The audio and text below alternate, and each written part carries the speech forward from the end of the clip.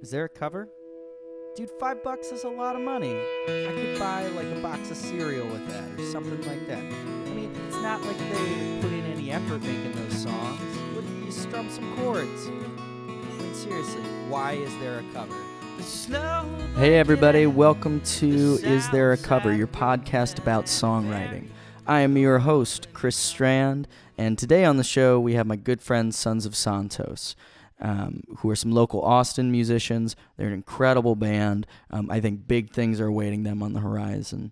And today we're going to sit down and talk to them all about songwriting and what makes them do what they do and how songwriting is an important part of their lives and how they personally connect with the art that they create. So without further ado, we're going to switch over to the Sons of Santos. Stick around afterwards. I'm going to talk a little bit about the podcast. So here we go. Here's Sons of Santos. And today, I have some pretty amazing guests. I have the Sons of Santos, Nick and Luis Soberon. Or maybe you guys switch the order around. I don't know for sure. Oh, you know. It's Nick. Always that way. Right. You don't follow the alphabet. The alphabet follows you. That's right. Yep. That's exactly 100%. So I remember I saw you guys play, what was that, last night? Mm-hmm. And seeing you guys play last night was definitely like going back to when I first saw you guys play, where I was thinking, oh my God, these are people that I want to play shows with. Which was quickly followed by, oh my God, I don't want to play shows with these guys ever because I will never get laid again. Well, man, the feeling is so mutual. It hurts. Yeah, Chris, don't sell yourself short. I mean, like, this is about you guys. right. But I feel like I wouldn't be able to talk about anything in terms of like my musical development in Austin, Texas, if I failed to mention like the fact that watching you finger pick and wordsmith was like one of those moments where I thought I should probably lock myself in a closet for a year and work on what I do. Well, thank you. Of course. Welcome to the Chris Strand Suck Dick Show. Oh, that's fucking great. Oh yeah. Okay, so we better stop that shit right now. Yes. Okay. Yeah. Good. Otherwise, we're just gonna spiral out of control. No one wants that. No one wants that at all. Things are gonna get weird. Yeah. Real weird, real Yeah. fast. So, do you guys know each other? Did you know each other before the band? A little bit. I've known Nick since I was 4.5 years old. I met Luis when I was peeking my head out of my mom. That's gross. And no, you met me, Nick. I remember you meeting me. Well, it that was makes in the one of us. hospital. No, I remember very clearly.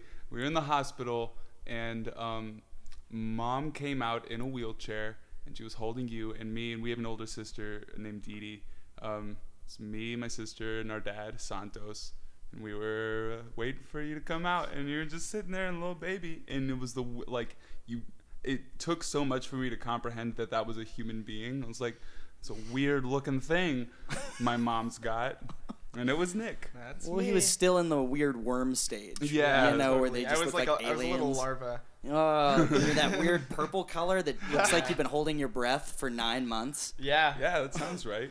Actually, I mean, maybe they are. They're not really breathing, right? That's true. I mean, I don't know. Yeah, I don't know how babies work. I don't either. I don't either. Welcome to Biology Hour. Yes, biology. Pregnancy talk with Chris Strand. Oh, God. Here we are going to show how much we don't know Right. about how we were made. Well, let me ask you guys a question, because you guys have been playing music for a very long time, which shows in what you guys do. When did you guys start, and why did you start playing music? Oof. I'll go first. Go for it. Thanks. So, we were born and raised in Southeast Texas. Our dad, Santos, who's a physician by trade. Hence the name, Hence Sons the of name Santos. Sons of Santos. Surprise. So he was a very gifted musician throughout his life, and he still is. But so when he was a young kid, his mother would teach him how to play piano by ear, like encouraged him to take guitar lessons, and so he was trained in like a Spanish classical style. But growing up, I mean, one of my earliest memories that I can accurately call a memory is my dad playing a song called Leyenda Asturias, which is a Spanish classical piece, and me and my older sister dancing, and every time like climactic chord happens, we fall down. Yeah. Oh man. There's a part in the song where Amazing. like, so it's mostly in B minor, but then there's a part, or no, it's an E. No, it's an E minor, and there's a part where like a B major, a B7 happens, and it's Okay. like, so it's like So, yeah, the kids would all be dancing around, and then we'd all fall to the ground. Right. It was a little game that we played. Yeah. Me, Luis, Oh, and our that's sister awesome. Dee Dee. Yep. Shout out to Dee Okay. Dee, who's getting married in Oh wow. 2 months. 2 months. Less than 2 months. Where's she getting married? Is this in Beaumont? Houston. Houston. Houston. Yeah. Okay. Man. That's awesome. crazy. Congratulations. Congrats, Deeds. Congrats, Dee Dee. Yeah. But yeah, we. So that's a grew up- good moment. That's a very good memory to have. Oh Yeah. yeah, You know. for sure. Yeah, And that's I mean, great. he was very supportive. I mean, and like he bought me my first guitar. I think same for Nick. Yeah. He was encouraging whenever I wanted to like be in band in middle school. Helped me get a saxophone. Oh, you played saxophone? Yeah. How was that? It was. I mean, I was never good, really. I mean, like I could manage reading music and playing the Okay. instrument, but like I was never, like if someone says like, "All right, Luis, sax solo, go," I would just be like, ba-da-na, ba-na, ba-ba, like 3 notes in one scale and, just and squeak. Oh God. It wasn't good. But Yeah. I let's hear be you real. there. No, I played bass in the jazz band my freshman Nice. year, and I went in there because they heard I had played bass in the church band, and I was like, dude, Alright. but I can't read, like, I'm a drummer in the band normally, so I can't really read notes very quickly. Yeah. And I told him, like, hey, I can't do that. So if you want me to come in, just so you know, I can't do that. And he's like, oh, don't worry. You don't need to know that. I get in there. It's all walking bass lines. Oh, God. And it was really bad. Yeah. Really bad. Really, really I bad. played guitar in jazz band in high school, and I've had a similar moment. Like I felt way more comfortable with guitar, but still, like these chord charts on this sheet music are like chords that I didn't know existed and symbols that didn't make sense. Like just out of not the world that I was living in. Like I was learning. Did how you to- call Well, the sharp symbol the pound? it's like so that See hashtag. pound? See hashtag? See pound? It's like sweet. See hashtag. I'm all about Hashtag that. what? Hashtag what? Hashtag, there's Most nothing- used what? Most, Hashtag 7? yeah. see hashtag 7. Oh, shit. Um, What about you, Nick? How'd you start? I started playing on the guitar when I was in 8th grade, and I started taking lessons from a guy named Dallas. He was really good, and went to lessons weekly. I really loved playing the guitar, but then I guess like 3 years after I started playing guitar, I was working at my dad's office actually, and we one of my coworkers there, her name's Ariel. Like the mermaid. Yeah, like the Okay, mermaid. Like the mermaid. And she'd used to play the cello.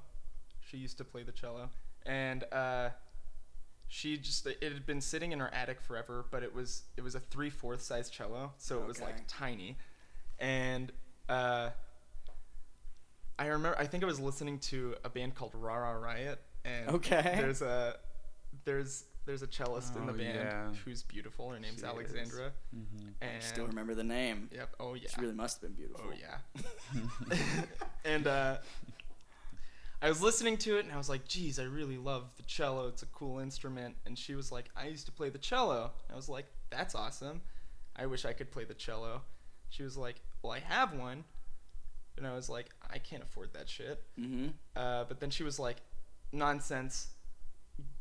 It's yours for $80. And I was like, What? yeah. It's I amazing. can afford that. And so I drove by her house and she gave me. Well, how'd you get the $80? Did you mow lawns? Did you like, I was sell working- yourself I was on the working at street? my dad's office. Okay. Oh, okay. So you got some money. Yeah. No desperate Didn't- measures. Didn't her mom get like upset that she parted with that cello Yeah. for $80? Yeah, a little Like bit. we got that for you what the hell are you thinking? $80 for that? Yeah, I think it was Instrument. worth probably more like $800. Oh wow, But it's a steal. Ariel, if you're listening to this, I'm sorry. It was just one of those things. I fell in love with it immediately, and I couldn't let go of it. One of these days. Did they ask you for it back? Did they like try to hunt you down? I mean, Ariel was like, "Hey, my mom just told me that that cello is worth a little bit more than $80," and I was like, Huh. oh, Oops. who would have thought?" And then, but yeah, I think then she like went on this vacation for like a month, and like I think she might have forgotten about it a little bit. Okay. Anyways, Ariel, one of these days I'll pay you back. All $720. Yeah. But yeah, so I actually learned on a 3/4 size cello for like a whole year, and then I upgraded to a full size cello that I still have today. Her name's Luna. Luna. Yeah. Oh man. And Is that the one that's right over here? And that's Luna. I usually play on my other cello, Amber, whenever I'm doing live performances. So this is a thing with you, naming your instruments. Oh yeah. Yeah, actually the 3/4 size cello was named Alexandra after Oh. the cellist from RRI. That explains a lot. That's why you remember the name. Totally. So it sounds like your guys' father is really a huge part of your music. Totally. Is that like he's part of the name? He got you guys started. Yeah. Like how big of an influence is he on your music? And maybe who you guys are. So like if you guys really want to get into that. Yeah. stylistically, Yeah. I would say that flamenco guitar has a lot of percussive elements. Right. And we definitely try to. I think part of what makes Sons of Santos is the fact that we don't have a drummer, but we can still kind of hold the percussive side of things together. Oh yeah. And I think that, I remember developing like a very keen interest in flamenco style guitar early on when I was learning guitar, and there are like all sorts of techniques for like the percussive style of playing. I think Luis kind of had a similar experience. Oh yeah, for sure. And I think there are still some of those elements that we employ in our music. Yeah. Oh, definitely. I know just from hearing you guys last night, I could certainly hear it. Yeah. Well, yeah. sound. That's a troubles whole aside. nother. Yeah. Yeah. I do have to say, I think running sound for you guys would be rather nightmare. difficult. Nightmare, Yeah. We that's one thing that we just totally acknowledge, and like every show we make sure to like be like nice to the sound guy, because we know Round of applause for the sound guy, the unsung hero, because he's about to try to mix 3 of the most notoriously difficult acoustic instruments. We all just play big boomy wooden things. Right, like Well, just for everybody who doesn't know, we have an acoustic guitar, we have a cello, we have a stand-up bass, and then we have a really nice Rhodes piano. Yeah, that's Sons of Santos. Yeah. And if you know anything about how sound works in a live setting, just oh man, those instruments. Especially like in a small room. In a lot of people are talking. It's like Yeah. Yeah, it's a rough time. But back to Santos. I mean, he I feel like the first songs that I learned were songs that he taught me. And he really encouraged at a very early point in my guitar playing, like he bought me, I was so into Jimi Hendrix, the first, like, I remember in 7th grade. Everybody is, right? man. 7th grade, I saw, like, Jimi Hendrix and, like, on a YouTube video, which YouTube was a thing in 2004, right? I think so. I don't 2003. At this point, it just feels like YouTube has 2002. always existed. yeah. Yeah, right. In the beginning, there was the word, and the word was YouTube. Exactly. I think that's how that goes. Yeah. No, I remember like through like Napster or Kazaa or one of those, like getting a bunch of LimeWire. Oh LimeWire. God. Oh man, That's right.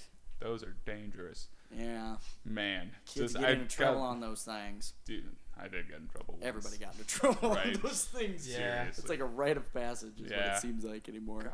But anyway, like I remember downloading so much Jimi Hendrix and like thinking I gotta learn how to do that. And so my dad, like he was teaching me like the classical Spanish songs that he knew, of course, but then he was also like, he brought me to the local guitar store in Beaumont and bought me a VHS of like how to play Jimi Hendrix songs. And it's this That's awesome. goofy dude with like long blonde hair, like, all right, yeah, so we're gonna start with Purple Haze, and it goes like this, like, you know, and like playing like a master, and he's like, all right, let's slow that down, like not at all.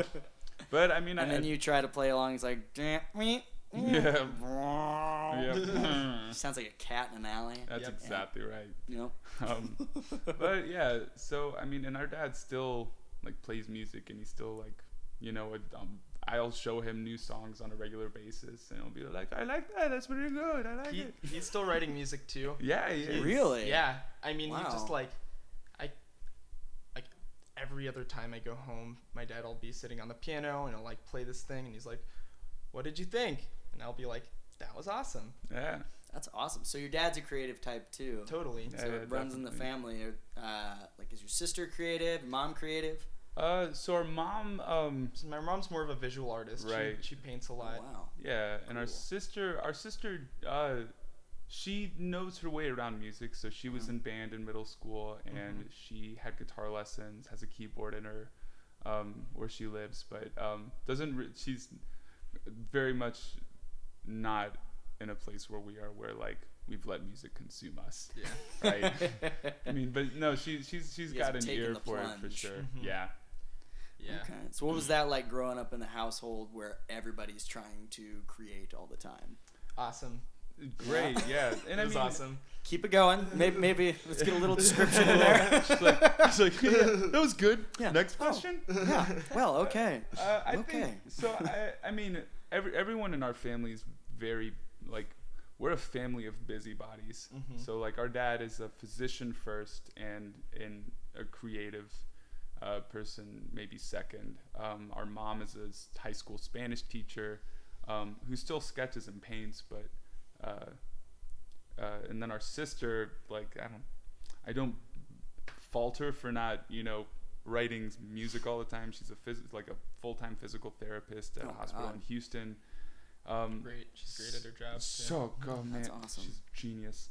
But it's been growing up. I think it wasn't so much being in a household where everyone was always creating all the time, but where the environment was more that everyone made room for something creative. Yeah, At and- some Okay. point. I think that there's like this interesting dichotomy between productivity and creativity, and like, Mhm.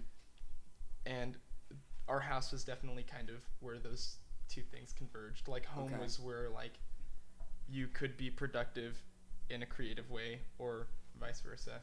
Okay. Well, it seems like those two things need to go together for artists, Totally. because there's so many people that are some of the most creative people I've ever met, but they don't have the productivity to go with it. And so they're forever just people who are hanging out in whatever basement, Right. you know, playing the most brilliant stuff that no one will ever hear. Yeah. And so it seems like you need that healthy amount of productivity, or at least you need to have that modeled for you, so that you can see where, how to just be able to produce things. And it seems like you guys are producing quite a bit here musically. Yeah, You know, like how often do you guys crank out songs? it depends. It does depend. So I know for me, I mean there are the handful of songs that happen like overnight, but Yeah.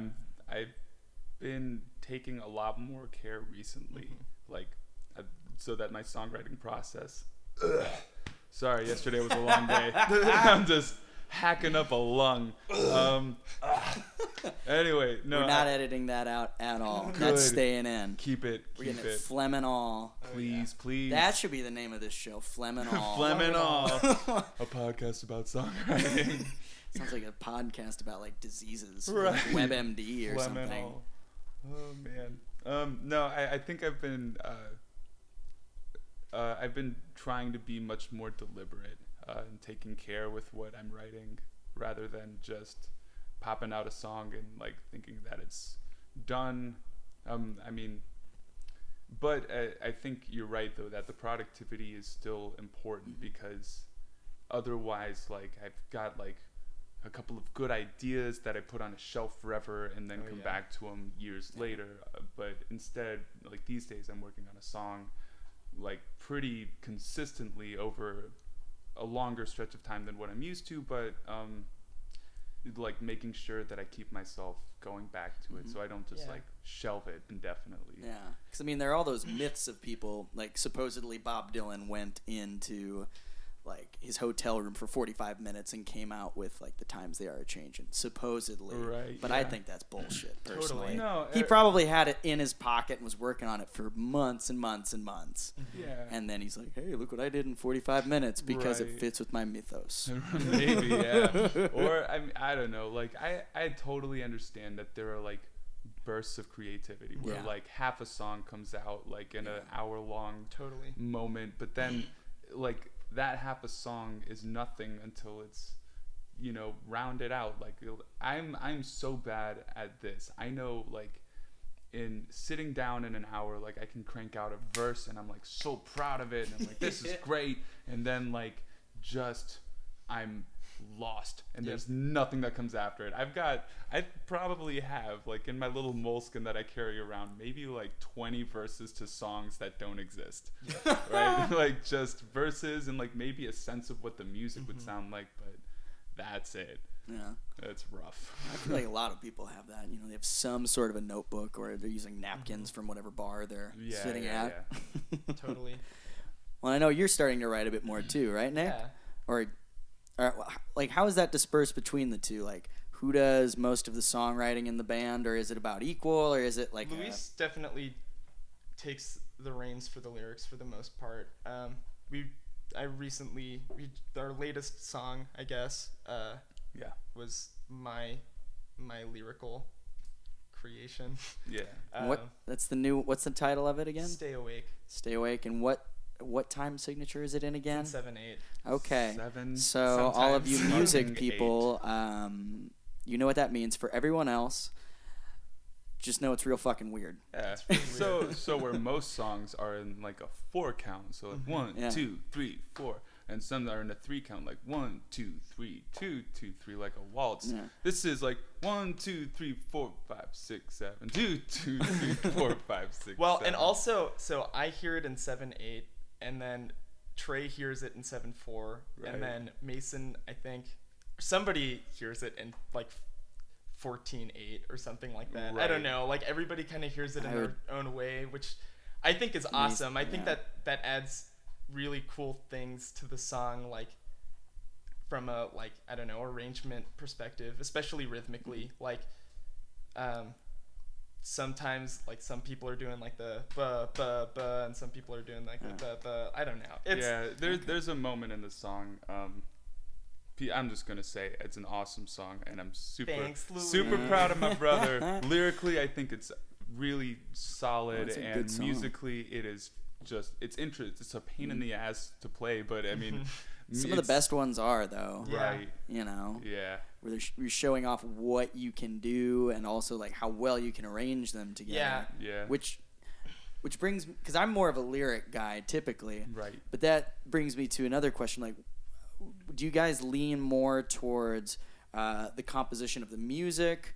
Or I guess a better way to put this is, do the lyrics serve the music, or does the music serve the lyrics? Or is it kind of a... Oh, God, I don't even know what that would be. Right. I Like, if we were to put it in a master-servant dialectic... Like Yeah, right. I mean, It's like, well, I like to think of my music as Gubermensch. Nietzsche references, anyone? That's my philosophy degree paying off right there in that moment. Oh, that's great. Oh God. So that's a really good question. That's something that we have been focusing on, because the lyrics for us are kind of like so like they're written, they're tweaked, but eventually they're set. The music for us is always like changing ever so slightly, Yeah. and even like the delivery of the lyrics is changing slightly. So we've one of the things. So Trey, the keyboard player, and Mason, the bass player, one of the most awesome things that they contribute to the band is with a lot of the songs that we wrote before we were a big 4-piece. They've come to it and they've said like, well, I think maybe we should add a different dynamic at this section. Yeah. In a way Yeah. where the music starts to reflect the lyrical attitudes and what Nice. the lyrics are conveying. So, as kind of a background, Luis and I, Sons of Santos was originally just Luis and I. But we, I guess like 2 years ago, added Trey and Mason. And so, yeah, going back to those songs, like that we originally played together, when we first started playing it, like with the whole group, it was very busy, you know, Yeah. because especially like for me, I had all of this room to fill. And then when Mason and Trey came along, I don't know, it took me a little bit to realize that I really needed to take a step back, and that's been awesome. It was like, originally it was kind of like, but then I like, yeah, I don't know, it was like I a like bummer to have to. then I don't know, Yeah. but then like when we all, especially, so this past summer was a big time for us in like arrangement stuff, I guess, like Yeah. in Getting terms ready of our for the new arrangements. record, right? Exactly, Right, yeah. yeah. All right. And so whenever we would revisit these songs, like, I don't know, I made it a point at the beginning of the summer to just kind of like almost deliberately take a back seat, but just always be ready to not play, I guess. Yeah. You know? And I mean, Well, that's a hard thing to learn. Oh, And I yeah. feel like that's the sign of a good player. It's when they know, like, no, seriously. Yeah. Like, I feel that's the best types of players are the ones that don't show what they can do until the perfect moment. And then Yeah. it's just like, you know, it's all servicing the song. Mm-hmm. Because you can have the coolest solo in the world, but if you're, like, stepping all over the vocals, Right. it just sounds busy. It Yeah. just sounds Yeah. kind of dumb. Right. And Ooh, I said it. Sounds dumb. Uh-oh. Oh, boy. Oh, it shit. happened. Oh man. No, but You're gonna get a call from Eddie Van Halen soon. probably. Solos aren't dumb. No, every single metal kid in their basement is just like, dude, you don't know what you're talking about. know what you're And then they turn like 20 and they're like, oh, okay, yeah. I guess. I guess that makes sense. I guess. Yeah. No, I mean it's weird because we started out as a 2-piece, like a guitar cello duo. I mean, in that setup, you're trying to fill up as much space as possible, right? Like you're trying to make it sound like a full musical work. So so that was where we developed our percussive style. Nick was playing these like double stop chop things on the cello that like sound awesome and crazy, and then like filling in like harmonic lines when I'm singing, all this stuff, like just trying to fill out the space so that two instruments doesn't sound like a threadbare, you know, simple thing. Well, if you guys want a good example of that, if you listen to the first chunk of Wounded Healer, it's pretty, from their EP that they put out, it's pretty, what would that be? Just guitar and cello for the most part. Right. So that's a lot of what the band used to sound like, but now it's, like you guys are saying, a very different beast. Yeah. Yeah. In the best way possible. I like it. Yeah. Well, and speaking of that song, there were actually some lines that I wrote down because I wanted to talk about them. Jesus. Oh yeah, I did that. Jesus, take the wheel. Notice how far down I sunk in my chair. Where are they? Oh yeah, so I did this. This is my research from today. Oh no. Okay, so from Wounded Healer, there were some lines. There were two of them in particular that I wanted to talk about. So there's, if home is where the heart is, it's in disrepair. So take my broken hands and I'll give what I can spare. That's a really great line. Thanks, man. I appreciate it. So, and well, I'll just bring up the other one too, and we can just talk about it from there. And the other one was, should this cost my life, what a pretty way to die.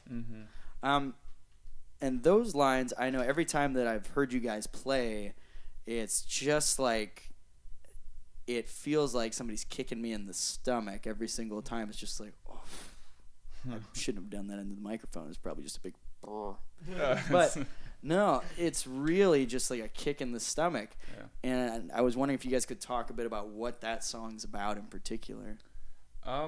So, when I wrote the song, and it still carries, I preface this by saying, like, songs for me, like, when I originally write them, they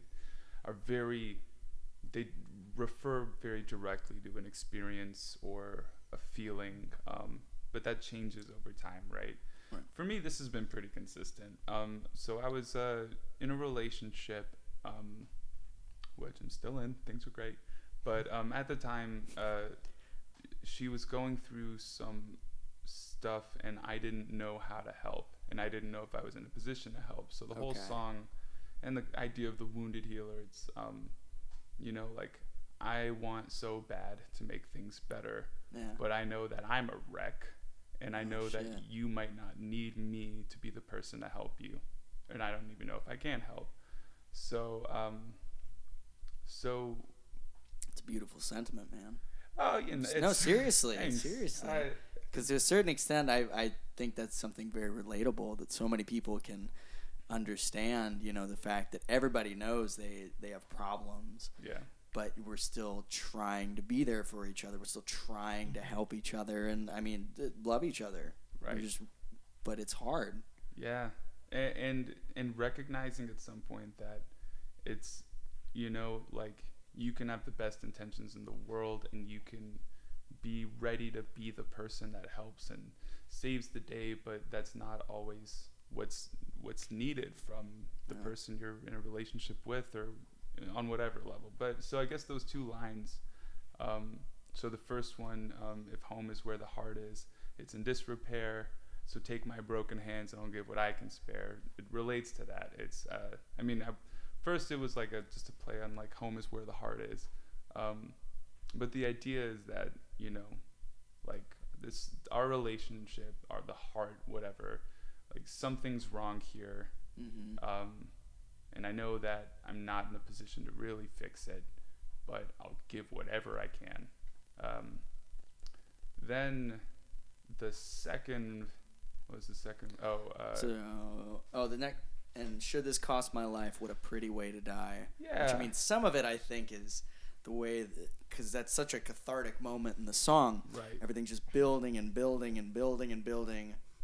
And then you hit that line, should this cost my life, what a pretty way to die, and then everything just drops. Yeah. Which, maybe you could speak a bit to that, because I when I hear that, I have my own idea of what is going on. But like, what was going on there when you guys made that? Like, why is there the swell, and why does it drop right on that line, or is it a happy accident? Which happens all the time. That's a very real thing. Totally. Yeah. So I think it's like that line to me is like the from a thematic perspective, like a moment of surrender. Like if this is all I've got, and if this is gonna just take it all out of me, great. Like, worth it. That's fine. So like having that moment of surrender be like the great release musically of the song was one of the initial ideas behind it. The choked up, honestly, just talking about this. I'm not saying that just to say it. It's and I know, like, in the process of, like, so when we initially wrote the song together, and that musically that was a very collaborative, awesome moment. Like, because I'd come up with, like, it was one of those really difficult things. Like, I want to make this work because I do this like percussive thing with my right hand and like hammering on with my left. Nick, I remember in my old apartment down south. Jeez, old. 3 times old now. Yeah. I've been there in a while. But I remember sitting there. It was back when you guys were making those videos, right? Like, you guys, it was just when you had just started playing together. Yeah, that's right. Oh man, that was like 3 years ago. That's an older song.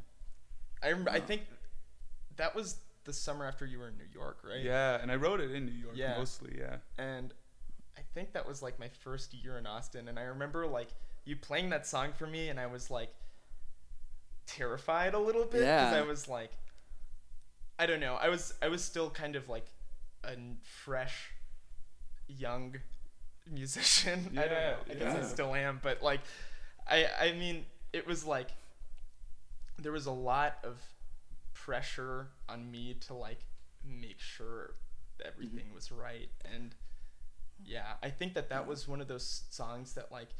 I mean, I know it took you like 6 months to write those lyrics too. That was Oh, like one yeah. of those songs that took Oh, wow. forever to finish. And I and think it that like sucked. both of It was the worst. Oh yeah, Like, both of yeah. that was your Sweet Caroline moment. What supposedly Neil Diamond took Oh, like yeah. 3 years to Oh, write yeah, that song, yeah, and it's yeah. like, and then you hear the lyrics, and it's kind of like 3 years. Right. No. 3 Yeah. years, very- really? Pretty much. Like there'd be moments. So I was. Sorry, Neil. You're great, Neil. if you're listening, Neil. Neil, we love you. No, it was a moment where, like, you know, I had an idea of the music, and I wanted the lyrics to be just right because the music came from a certain place. This is one of those weird moments where, like, usually they kind of happen in tandem for me. Music and lyrics are right around the same time. Like, I come up with lyrics, I get music to it as quickly as possible, and then the rest of the song develops musically and lyrically from that point on. But this was a weird moment where like most of the music was already done, Okay. and I wanted it to have a specific message. Like I was going through this life moment, and I wanted to get it out in a song. And I was like on a subway and like had just a full page in a notebook of just like what rhymes with this.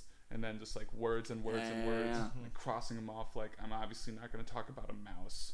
What about a house? Maybe not house. Well, piss doesn't work here. It's like Okay, piss. God. Can't do that. What rhymes with kiss? Piss. Yeah. The likeliest of words to fall. Yeah. No, but yeah, because that part, I know. I always think when I hear it, it just feels like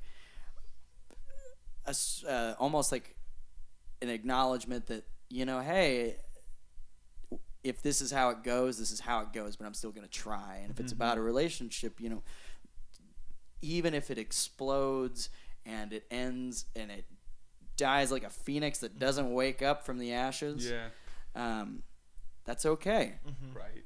It's still amazing that, you know, what a pretty way to die. Totally. Yeah. And I Man. think so. As far as that, like the drop off thing goes, to me, and I mean, I think this. I don't know. Was that drop off thing like was that a collaborative thing? I don't remember like when. Or was that it a happened. moment like somebody dropped, like you dropped your pick or something? And like, oh, that sounds cool, man. Well, and I think kind of what it's going for in retrospect, which is it's weird, but I've never really thought about it like this. But I think it's kind of like a leap of faith right there, right? Yeah. Like it gives you that sensation of like you're like running and you're going full speed, Yeah. and then you just like jump off a cliff. Yeah. and, Yeah, Like it's like everything you're jumping cuts out of the plane. yeah, and like you're kind of there's like a vertigo there a little yeah. bit, like you're just Oh yeah. Yeah. And It's just building. even building, musically building, like oh, when we're playing it, it's exactly. a leap of faith. It's too. a leap of faith because like there's nothing happening there, and for so 3 like beats. and so like you need a metronome like in your brain, Yeah. and like hopefully everybody's metronome is at the same time. Yeah, because without a drummer, that's a rough thing to do. Yeah. Yeah. Because normally you have a drummer who at least give you like a 1 count coming back in, like Yeah. tss, tss, Yeah. you know. Nope. You guys But- pull it off well. Yeah, Thank you. and I think definitely there was a moment where this may be the last thing I can even think of saying about the drop off moment, but like originally there might have been something happening for those 3 beats, but I know from the get go there was always going to be like a big explosion moment after that 3rd beat. But I think it was like when we were working on it together that we were like, no, let's have literally no music, nothing happening Yeah. for 3 beats, and then And I think it also adds to that big explosion part. Yeah. Like there's just such a huge juxtaposition between like this complete silence and the like explosion of sound immediately afterwards. If you guys ever get the chance to play with the symphony, all I'm saying is right there. Right? Yeah, I want Oh. that. That'd be awesome. So you guys are doing a new record, and there's at least one song that I know that I want to talk about some of the lyrics in it. And it's Boy Soldier, Yeah. which I was wondering if you could tell us a bit about that, because from what I've gathered, it seems to be about just what you would think, boy soldiers in Africa, I'm assuming? Yeah. Yeah.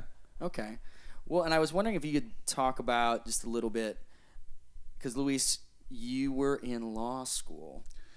And so I'm assuming you feel like you are. Cat's out of the bag. It is. We can edit that out. It'll just say, Luis, you were in. We're just And cutting, people will be like, what? Was he a nom? What happened? Like, I want to know what happened. They're pretty similar from my understanding. Yeah. Law nom, school, law nom, school. Oh, POW, library, Oh, same Jesus, thing. yeah. PTSD. Oh, God. So I was wondering if you could talk for a quick second just about politics and songwriting, because, I mean, that song seems to be extremely political. And if, given what you know and where your interests lie, like how politics sort of intertwines with what you write about, or if it does much. If not, that's totally cool too. No, I mean, I think so full disclosure, back in May I graduated from law school. Yay! Oh my God. Talk about Might have to edit that. oh, you could no, clap for it. I'm just gonna sit and cry for a minute about all the time in a library. But so my primary academic interest has always been international human rights issues, humanitarian issues. So the issue of child soldiers comes up, and in my pursuit of the human rights dream, I had the chance to go to Rwanda back in 2009 and 2010. Chance to go to Palestine. That's a weird sound. Hopefully it doesn't get picked up. I think it's getting picked up. That's okay. It's gone. Yeah. So had the chance to back in 2009 and 2010 for like round about a month. I got to go to Rwanda and see, like live with Rwandans and visit different places that memorialize the genocide that happened there in 1994. Had the chance to go to Palestine and work in a refugee camp. So one of the things that struck me the most and continues to strike me the most emotionally about those conflicts and the impact it has on civilian life is how children are impacted. Yeah. So there was that song, when I was writing it, it didn't necessarily start from a political place, but very quickly, like as I started to write the first verse, it was obvious that like the direction that it felt most natural to go in was to just talk about what was going on, and specifically, like part of what that song points to is how manipulative the people that draw children into conflict situations can be. So was it, because I guess my only experience with that is Ishmael Bea's book. Have you heard of that? Yeah. A Long Way Gone, where he was a boy soldier. Right. And it's a memoir about what happened. He talks about how they would give them cocaine mixed with gunpowder, Right. and they would have them snort that, and then they would keep them up watching Rambo movies, and they would force them to kill somebody. Right. And so as a result, they just became like not rabid, but because I don't want to be demeaning in any way, but you become almost crazy. Oh yeah, Just no. wild. And that's exactly right. Like, I mean, it's manipulation and brainwashing in the most cruel way. So yeah, I wanted to capture at least some of that, and then I wanted the song to have at the very end, there's like a moment where he breaks free of the situation. So I wanted there to be a resolution in the song. But yeah, and typically, when politics does influence my songwriting, generally speaking, it happens in a subtle way. I don't necessarily relate very well to the very explicit references. Right, like the "we put a boot up your ass." Yeah, it's the American way. Like what is that or "these colors don't run" or something? No, God. What, I don't. Is that a song? I don't know. Yeah, probably. I'm sure. Right, or like where were you on this tragic terrorist? Oh, like, Jesus. Like, so I mean, there's that. There's like the politics of that I find abrasive. But even like I don't make a secret of the fact that I'm kind of a bleeding heart liberal in my political leanings, but and I don't think anyone should be shy about how they feel politically. It should be an open, fun Nick dialogue. just put up the horns in case anybody wants to know what just happened. Just rock on. Just rock on. Yeah, like some of my closest friends are like diehard conservatives and libertarians, and anyway. But even so, there's like the gross like Toby Keith kind of like. Like, God bless America, I'm a conservative, or whatever, right? That's probably, you should go to Nashville and sell that. Yeah. That'll make millions. Yeah. Almost guaranteed. Oh, good. I'm glad that that it's going to happen, trust me. And I'm glad that on a podcast about songwriting, I've started writing a song. Oh, yeah. That will make that's me my what we millions. should do. That should be the next segment. We're not now. No. But so like there's obviously politically I don't agree with the message, and then like even from just a songwriting perspective it's abrasive and just so blatant and gross in every sense of the word, like just right there that I don't relate to it. But even from like even songs that carry a very liberal message, one that politically I agree with, those songs never really hit me and like touch me, right? Like I never listen to those. They don't make you feel, right? Right, or I don't listen to those songs and think like, yeah, I'm gonna go to the streets right now and like, paint a sign. You're not gonna march. I'm not gonna march because of this song. Well, no, go ahead. Oh yeah, go ahead. Come on. I think that the big difference between those songs and Boy Soldier, for instance, is that Boy Soldier is telling a story, and those songs aren't telling a story. They're just kind of regurgitating an ideology. Oh yeah, and no, like, they're advocating. That's a good distinction to make for sure. Totally. Yeah. Well, I mean that seems to be a common thread through the common thread that I'm starting to notice through all of this seems to be that we're dealing with the emotional toll that different situations have on people. Yeah. And which music is something that it seems to me can get at those places and can really bring you emotionally to a place that a lot of other forms of art can't. Mm-hmm. And that brings me to the big question that I'm going to ask every single person who's on this. Why? Why do you write songs? Why do you play music? Damn. Do you want to tackle this first? Because I'm going to think about it for a sec. I mean, because the reason I'm asking is because somebody once asked me, why do you write songs? And all I could say back was, because if I don't, I'm going to go crazy. There goes my answer. But I didn't stop thinking about it, and I still don't know. Mm-hmm. Other than that answer, like all I've got is because I'll lose my mind if I don't. And I want to know, why do other people do it? Like, what brings you to songwriting and brings you to music? Okay. Why do you do it? Well, so for me, okay, here we go. For me, I think that it's, so I'm a busybody, as the rest of our family is. Soberon clan. Yeah. I study like math, and it's very like logically rigorous stuff that I'm doing during the day, and there's a lot of I guess like a methodology, and like it's very formulaic in a lot of ways, and music in a lot of ways is my escape from that. Because I think that there's a great balance between those two things that needs to be there in order for you to thrive at both of those things. Yeah. And I guess by those things, what I'm talking about is like the the right logic, brain, the left brain. Yeah.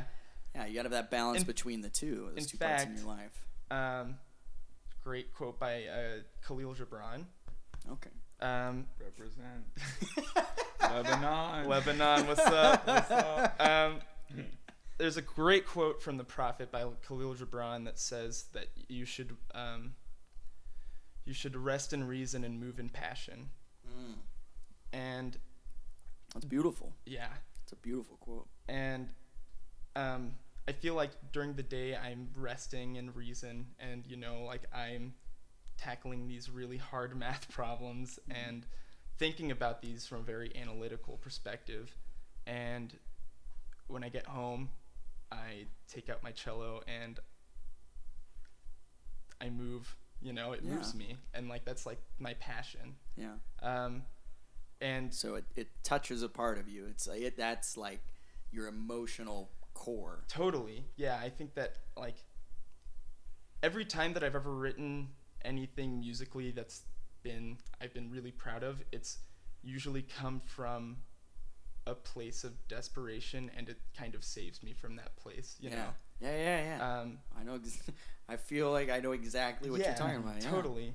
And so I think that everybody deals with those moments of desperation in different ways, and I think songwriters do it by, just kind of telling a story, or even like just expressing their emotions through this thing that they're creating.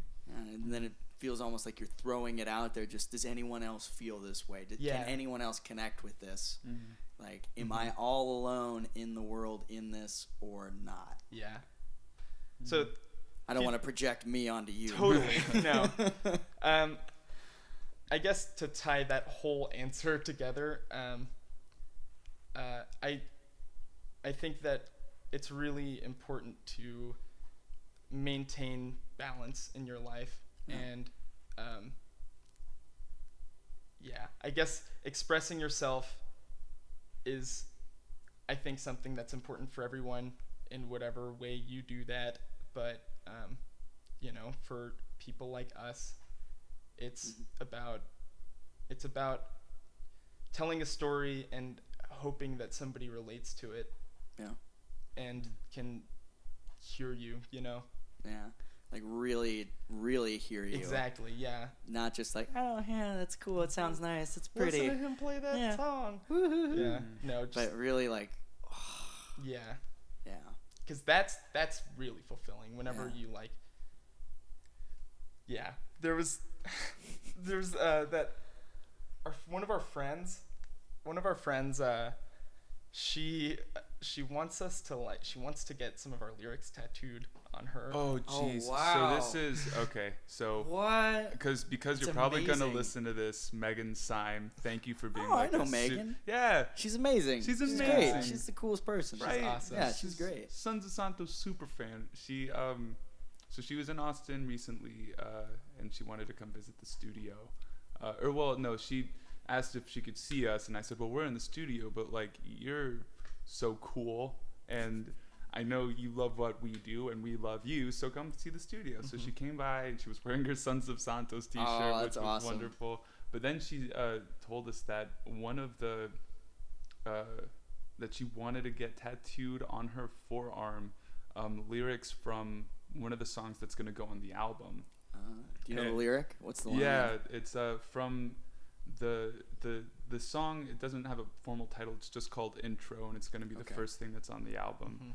The lyrics in question are what is it? So it's towards the end of the song, like it's at the climax of it, and it's the lyrics go, so I pounded my chest in time with every note, for each of my sins, for all of my woe, singing if I lose out, or saying if I lose out, it won't be because I lost hope, but I'm close, Lord, so I sing, oh, ba, ba, ba, ba.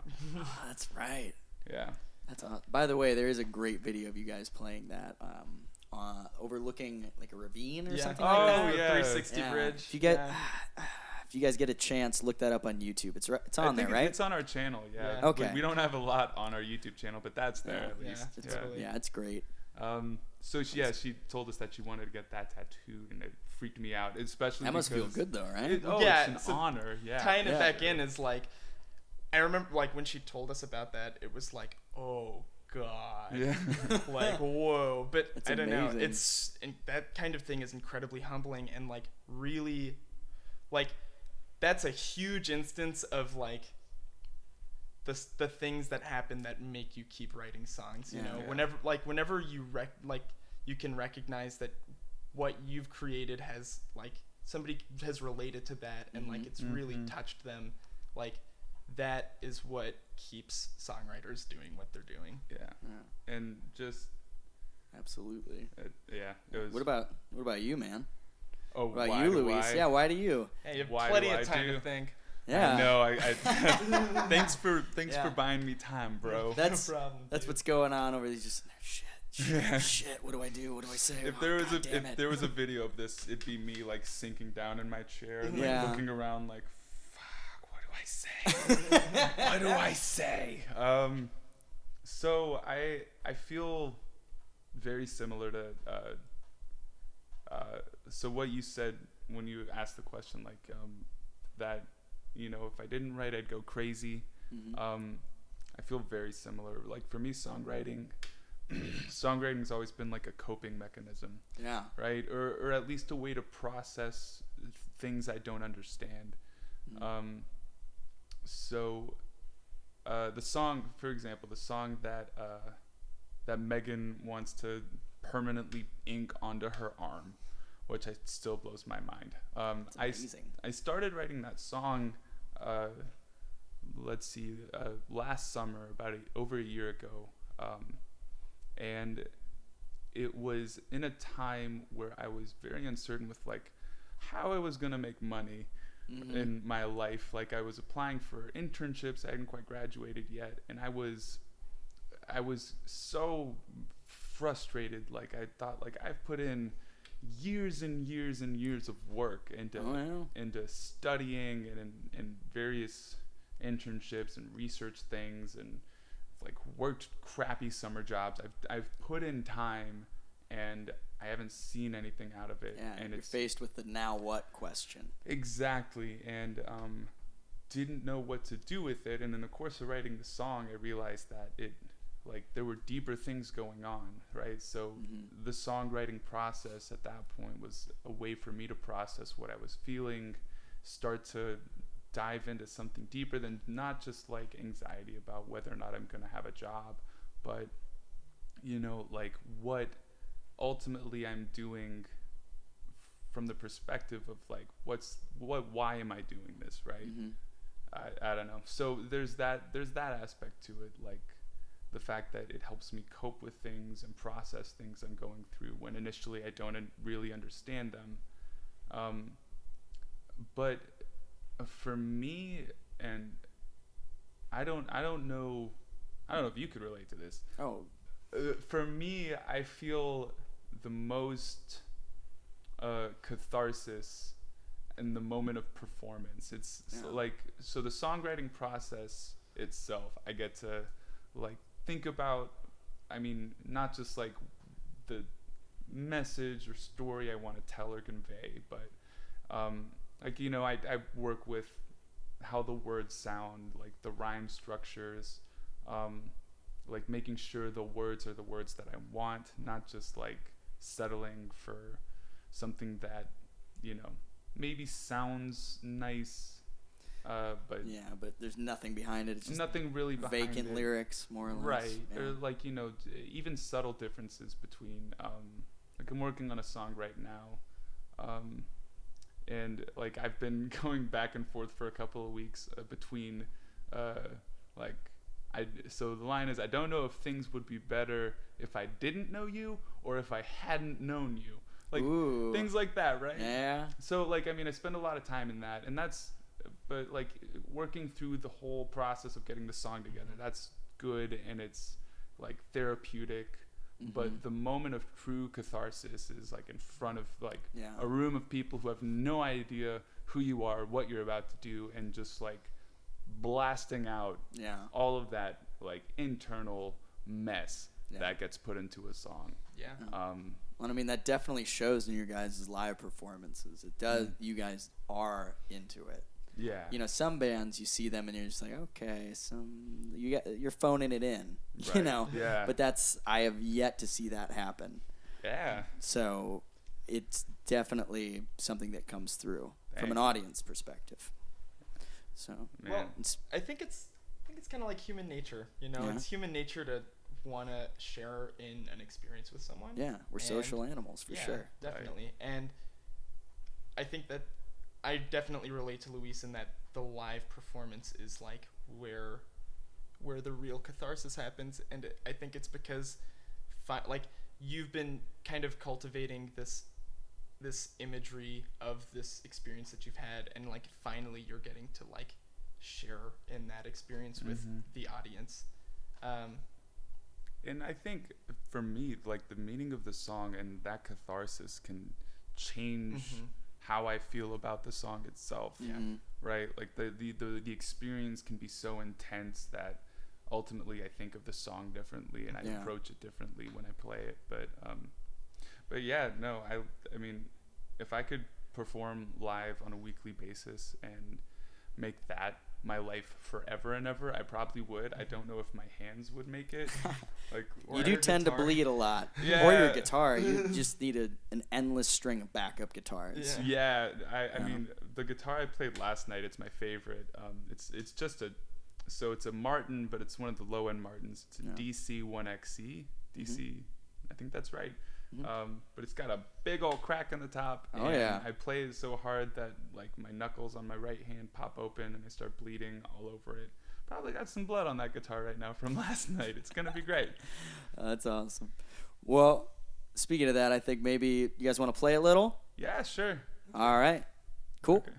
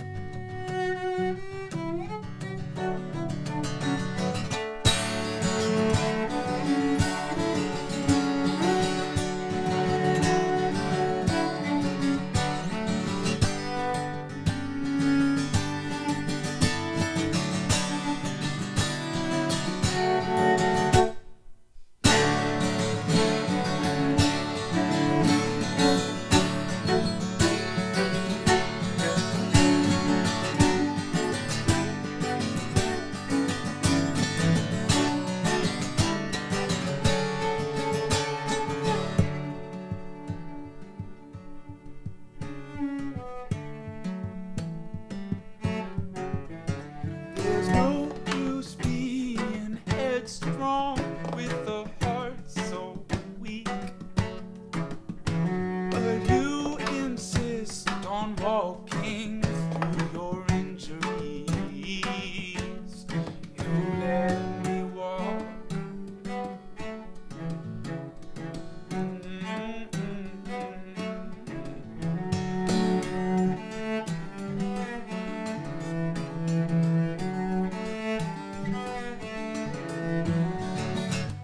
Oh, let me come inside. I could rid you of your strife.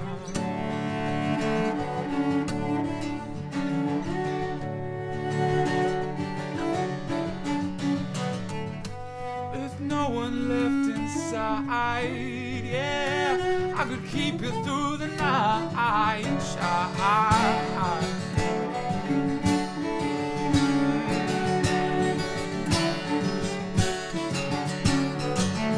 Yeah, should this cost my life?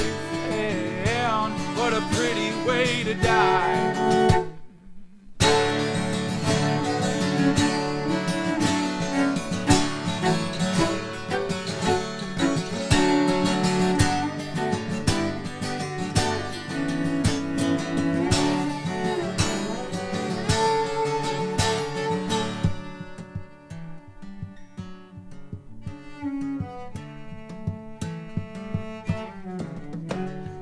Home is where the heart is, it's in disrepair.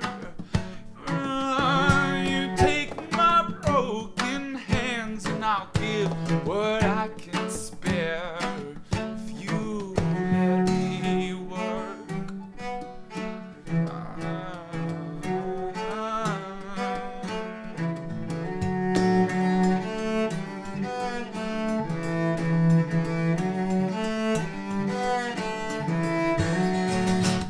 Until your fear subsides, I would not leave your side, no.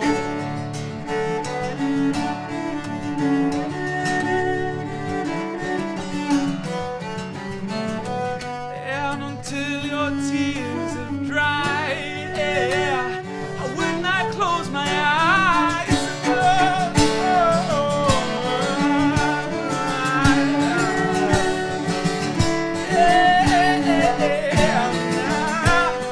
Should this cost my life? Yeah, what a pretty way to die.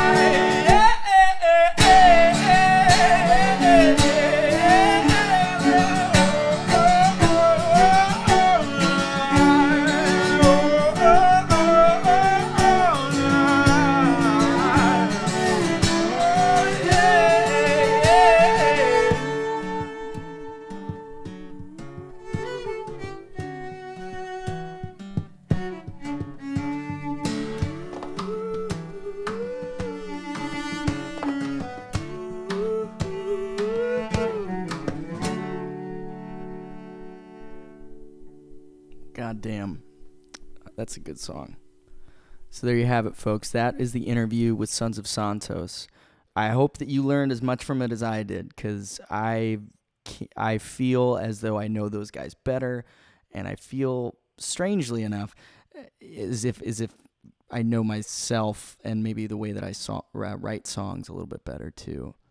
You know, and it's strange the places that you can go in a conversation like that, where you're just allowing yourself to be open in that way and talk about something that's, you know, that personal to you, of writing songs, of putting out your ideas into the world and singing them, which, you know, some people might say is a way to mask what you're trying to get out there, but it's also a way to put it out there in one of the most vulnerable ways, if you think about it from a certain point of view, because you're not just stating something, you're singing it.